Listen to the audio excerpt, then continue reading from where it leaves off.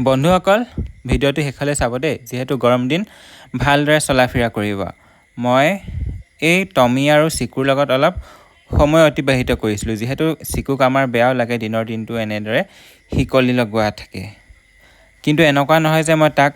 সময় নিদিওঁ ৰাতিপুৱা সময়ত তাক ৰাতিপুৱা ফুৰাবলৈ লৈ যাওঁ আৰু আবেলি সময়তো ফুৰাবলৈ লৈ যাওঁ কিন্তু কি কৰিব ই মানে বহুত খংচুকা হৈ গ'ল বান্ধি মানে পুৰা এগ্ৰেছিভ হৈ গ'ল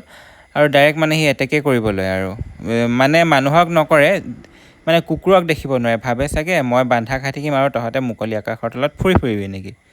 হয়তো তাৰ দিমাগত আহে সেইটো মই তেনেকৈ ভাবি লৈছোঁ দেই